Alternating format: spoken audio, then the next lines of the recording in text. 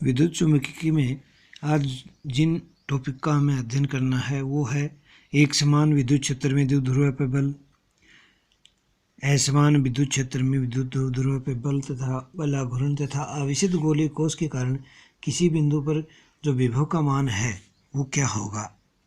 तो सर्वप्रथम हम विद्युत द्विध्रुव पर बल और बल आघूर्ण का मान ज्ञात करना चाह रहे हैं। तो ये विद्युत क्षेत्र ई है, इसमें एक थीटा कोण बनाते हुए विद्युत द्विध्रुव ए बी स्थित है जिनके आवेशों के बीच की दूरी d है तथा इनकी जो किरण रेखाओं के बीच की जो लंबवत दूरी है वो d sin थीटा है तथा थीटा कोण बनाते हुए ये स्थापित है।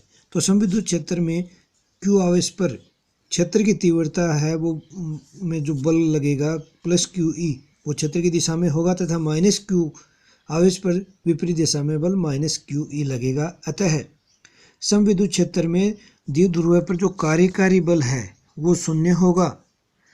अतः समविद्युत क्षेत्र में स्थित द्विध्रुव का जो रेखीय विस्थापन है वो नहीं होगा। अब बात करें बल आघूर्ण की, तो जो समविद्युत क्षेत्र में जो बल आघूर्ण है तो वो क्या होगा, बलों किसी एक बल का परिमाण गुणा बलों के कार्यकारी रेखाओं के बीच की लंबवत दूरी। तो जो लंबवत दूरी है BC वो d sin थीटा है तथा QD बराबर P द्विध्रुव आघूर्ण है। अतः टो बराबर बल यानी कि QE इंटू BC, टो बराबर QED साइन थीटा या टो बराबर PE साइन थीटा यानी tau equal to P cross E newton metre. यदि थीटा बराबर 90 डिग्री है तो उस स्थिति में बल आघूर्ण मैक्सिमम होगा, tau maximum equal to PE sine 90 यानी कि PE, तथा जब थीटा बराबर 0 है तो T मिनिमम 0 होगा। नेक्स्ट हमारा जो बिंदु है कि द्विध्रुव की स्थितिज ऊर्जा क्या होगी। तो जो स्थितिज ऊर्जा है एक रेफरेंस एंगल से किसी अन्य एंगल, तो रेफरेंस एंगल को हम 90 डिग्री का एंगल मानकर किसी अन्य एंगल थीटा तक जाने में जो कार्य किया जाएगा वो स्थितिज ऊर्जा के रूप में संग्रहित हो जाएगा। अतः U बराबर minus 90 to theta tau d theta. चूँकि यहाँ थीटा है वो वामावर्ती है तथा बल आघूर्ण दक्षिणावर्ती है, अतः टो का मान negative minus PE sine theta लिया गया है। अतः U बराबर 90 to theta PE sine theta d theta. जब इसका समाकलन करते हैं तो U बराबर माइनस PE कोस थीटा प्राप्त होता है। यदि हम इसे अदिश गुणन के रूप में लिखें तो U बराबर माइनस P डॉट E।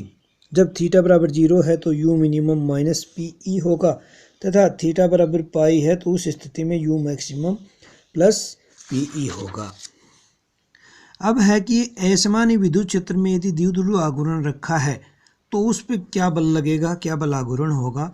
तो माना कोई द्विध्रुव एक असमान विद्युत क्षेत्र में स्थित है तथा उसके केंद्र के निर्देशांक x y z हैं। विद्युत क्षेत्र E के x y z अक्षों के जो घटक हैं EX EY तथा EZ हैं। इन घटकों की x y z दिशाओं में प्रवणताएं क्रमशः डेल्टा EX डेल्टा EY तथा डेल्टा EZ होंगी तथा द्विध्रुव आघूर्ण P बराबर QD है।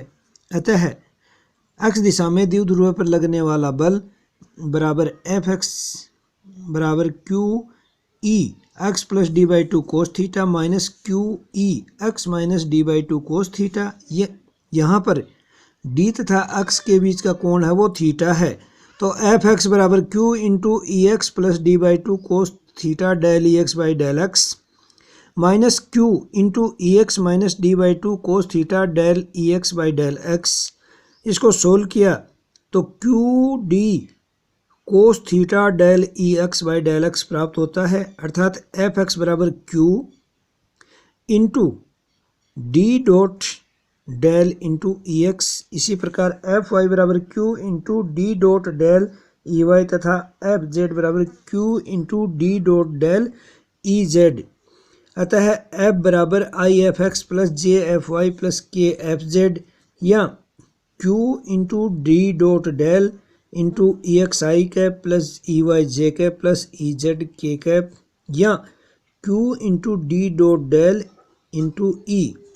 अतः असमान विद्युत क्षेत्र में रखे द्विध्रुव पर जो बल लगेगा F वो होगा F बराबर P dot del into E। तो द्विध्रुव पर विद्युत क्षेत्र E के कारण बल आघूर्ण P क्रॉस E लगने के साथ साथ परिणामी बल F के कारण भी नियत बिंदु के प्रति आघूर्ण कार्य करेगा। और यहाँ पर जो परिणामी बल F है वो P dot del into E है। अतः tau equal to P cross E plus R cross F, P cross E into R cross F। इस व्यंजक के अनुरूप असमान विद्युत क्षेत्र में द्विध्रुव पर द्विध्रुव आघूर्ण है वो कार्य करेगा। नेक्स्ट हम बात करें कि एक समान आवेशित गोलीय कोश के कारण किसी बिंदु पर विभव का मान कितना होगा। तो यदि किसी बाह्य बिंदु P पर यदि विभव के लिए बात करें तो माना ये R त्रिज्या का जो गोलीय कोश है इसका केंद्र O है तथा कोश के पृष्ठ पर दिया गया आवेश कैपिटल Q है जो कि एक समान रूप से वितरित है। यदि पृष्ठ आवेश घनत्व सिग्मा हो तो सिग्मा बराबर क्या हो जाएगा, आवेश बटा क्षेत्रफल Q बटा 4 पाई R स्क्वायर। माना R small r greater than capital R, यानी कि त्रिज्या के बाहर कोई बिंदु P स्थित है। बिंदु P पर विभव ज्ञात करने के लिए हम कोश को अनंत अत्यंत सूक्ष्म चौड़ाई की वर्तीय वलयों में विभाजित मान सकते हैं। माना उनमें से एक वलय है ABCD है, एक वलय है ABCD, ये एक वलय है जिसकी त्रिज्या GA है, GA ये त्रिज्या है तथा चौड़ाई AD है या BC है तथा एंगल AOG थीटा है, DOAD थीटा है तथा AP बराबर X है। इसलिए त्रिकोणमिति से GA बराबर R साइन थीटा तथा AD बराबर RD थीटा प्राप्त हुआ है। इसलिए वलय ABCD का जो पृष्ठीय क्षेत्रफल DS है वो हो जाएगा परिधि गुणा चौड़ाई। अतः DS बराबर 2 पाई GA इंटू AD। GA तथा AD के मान रखे तो 2 pi R sine theta into RD theta, यानी कि DS बराबर 2 pi R square sine theta D theta. तथा वलय पर जो आवेश है यदि वो DQ है तो आवेश है वो क्षेत्रफल को पृष्ठीय आवेश घनत्व से गुणा करने पर प्राप्त हो जाएगा। तो DQ बराबर 2 pi R square sine theta D theta into sigma, यानी DQ बराबर 2 pi R square sigma sine theta D theta प्राप्त हुआ है। चूंकि वलय का प्रत्येक अवयव बिंदु P से समान दूरी पर स्थित है, अतः इस वलय के कारण बिंदु P पर जो विभव होगा dV वो क्या हो जाएगा, K DQ अपॉन दूरी यानी अक्ष, K DQ अपॉन अक्ष। DQ की यहाँ वैल्यू रख दी हमने और K है ये 1/4 पाई एप्सिलॉन 0 है। तो K into 2 pi R square sigma sine theta D theta upon X।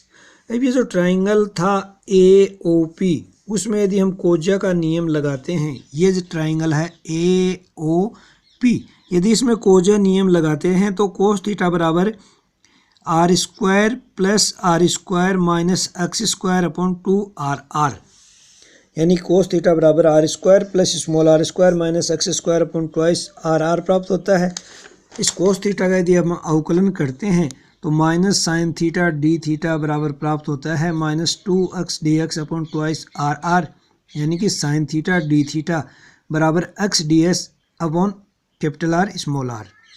ये वैल्यू समीकरण 1 में रखी तो dV बराबर K into 2 pi R square sigma by x dx upon RR, यानी कि dV बराबर K की वैल्यू रख दें तो ये 1/4 pi epsilon 0 into 2 pi R sigma बटा R dx।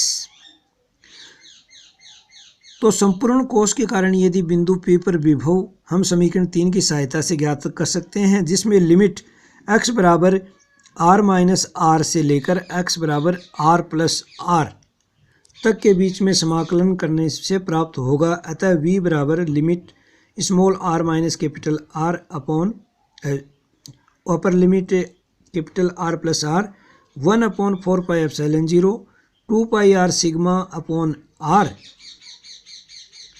dx, 2 pi R sigma upon R D एक्स यानी 2 pi are sigma upon 4 pi epsilon 0 बाहर लिया। एक्स का जो डी एक्स का समाकलन एक्स आया था उसमें लिमिट रखी तो कैपिटल 2R प्राप्त होता है। अतः v बराबर 1/4 pi epsilon q upon r, यहाँ के क्यू बटा r, क्योंकि यहाँ 4 पाई आर स्क्वायर सिग्मा बराबर हम q प्रतिस्थापित करेंगे तो जो समीकरण 4 है वो प्राप्त हो जाता है। तो समीकरण 4 इस प्रकार व्यवहार करता है कि संपूर्ण व्यास संपूर्ण आवेश है वो किसी इसके केंद्र पर स्थित हो। अब यदि बात करें कि आंतरिक बिंदु पर यदि विभव का मान ज्ञात करना है तो आंतरिक बिंदु पर जिस प्रकार बोले कि कल्पना हम बाह्य बिंदु के लिए की थी, इसी प्रकार किसी आंतरिक बिंदु P के लिए कल्पना करें तो dv बराबर k into 2 pi are sigma upon r d x. यदि संपूर्ण कोश के कारण इस बिंदु P पर विभव का मान ज्ञात करेंगे तो जो विभव लिमिट है x बराबर capital R minus small r यानी n बिंदु से लेकर m बिंदु पर x बराबर r प्लस r के मध्य समाकलन करेंगे तो v बराबर के समाकलन लिमिट है lower limit r minus small r से upper limit capital R plus r k into 2 pi are sigma बटा r डी एक्स, यहाँ 2 pi are sigma upon 4 pi epsilon 0 r, x limit रखी तो जो व्यंजक प्राप्त हुआ हमें वो 4 pi are sigma upon 4 pi epsilon 0। यदि ऊपर भी कैपिटल R से और नीचे भी कैपिटल R से गुणा करें तो ऊपर प्राप्त होता है 4 pi R square sigma upon 4 pi epsilon 0 r। यहाँ पर जो 4 पाई आर स्क्वायर सिग्मा है ये q के बराबर है तो q बटा 4 पाई एप्सिलॉन 0 कैपिटल R, यहाँ v बराबर के क्यू बटा r। तो जो समीकरण 5 से जो विभव का मान है ये स्मॉल r पर निर्भर नहीं करता है तथा इसका मान वही प्राप्त होता है जो कि गोलीय कोश के पृष्ठ पे प्राप्त होता है। अतः कोश के अंदर जो विभव है वो नियत रहता है। अगला जो बिंदु है वो है लाप्लासियन संकारक, पॉइसन तथा लाप्लास समीकरण। चूँकि हम जानते हैं कि डेल डॉट ई बराबर रो अपॉन एप्सिलॉन तथा ई बराबर minus grad phi minus del phi, तो समीकरण 1 और 2 से minus del dot del phi बराबर rho upon epsilon but del dot del phi बराबर डाइवर्जेंस ग्रेड फाई यानी कि I del Y del X plus J del upon del Y plus K del upon del Z dot I del Y del X plus J del upon del Y plus K del Y del Z into phi यानी कि del dot del phi बराबर del 2 by del X square plus del 2 upon del Y square plus del 2 by del Z square phi यानी कि del square phi या del 2 phi.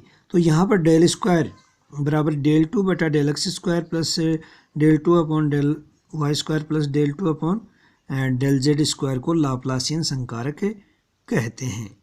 तो यदि Laplacian संकारक 4 से value 3 में रखें तो डेल 2 फाई बराबर माइनस रो अपॉन एप्सिलॉन, ये जो समीकरण 5 है ये प्राप्त होता है।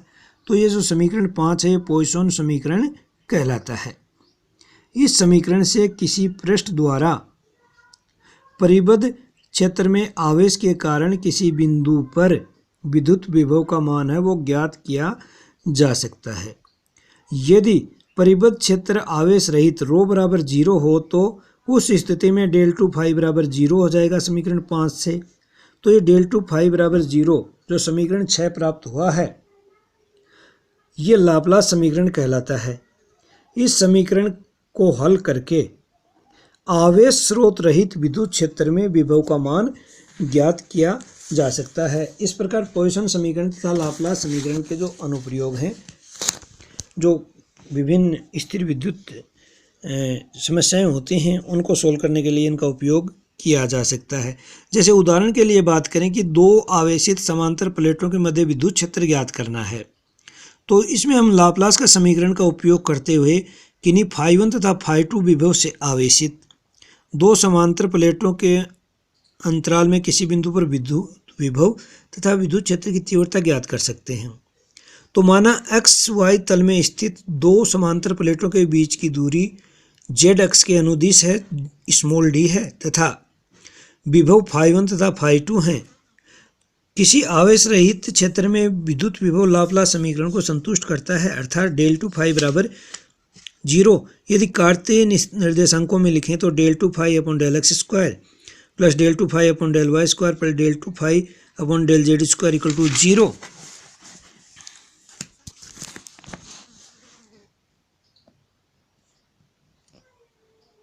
तो एक्स वाई एक्सों के अनुदिश प्लेट की सममिति होने के कारण विभव का मान एक्स वाई एक्स की दिशा में परिवर्तित नहीं होता, अर्थात डेल अपॉन डेल एक्स और डेल अपॉन डेल वाई बराबर 0 होगा। अतः जो समीकरण बचा वो बचा डेल टू फाई बटा डेल जेड स्क्वायर बराबर 0। इस यदि समीकरण का हम समाकलन करते हैं तो del phi by del Z बराबर आ जाएगा C1। दोबारा से समाकलन करें तो फाई बराबर C1 Z प्लस C2। अब यदि बाउंड्री कंडीशन लगाएं तो z बराबर 0 पर स्थित प्लेट का जो विभव था यहाँ वो फाई बराबर फाई 1 है तथा z बराबर d डिस्टेंस पे जो विभव है वो फाई 2 है। तो z बराबर 0 रखने पर C2 बराबर फाई 1 प्राप्त हो गया और z बराबर d पर फाई बराबर फाई 2 रखेंगे तो फाई 2 बराबर C1d प्लस फाई 1 यानी कि C1 बराबर प्राप्त हुआ हमें phi 2 minus phi 1 upon distance. तो जो C1 और C2 के मान हैं हम फाई बराबर C1Z प्लस C2 में यदि रखेंगे तो इस कॉम्बिनेशन का जो विभव प्राप्त होता है फाई बराबर phi 2 minus phi 1 upon D into Z plus phi 1 प्राप्त होता है, जो कि कम विभव वाली प्लेट से दूरी Z के अनुक्रमानुपाती है तथा विद्युत क्षेत्र की तीव्रता E होगी वो माइनस ग्रेड फाई होती है। तो माइनस जेड के डायरेक्शन में तो minus K cap del phi by del Z यानी कि K cap phi 1 minus phi 2 by D जो कि नियत होगी। अर्थात इस कॉम्बिनेशन में जो विभव है वो फाई 1 विभव वाली प्लेट से ऊपर की ओर जाएंगे तो अनुक्रमानुपाती है तथा इनके बीच में जो विद्युत क्षेत्र है वो नियत रहेगा, यानी कि डी और फाई में जो ग्राफ होगा वो कुछ ऐसा प्राप्त होता है।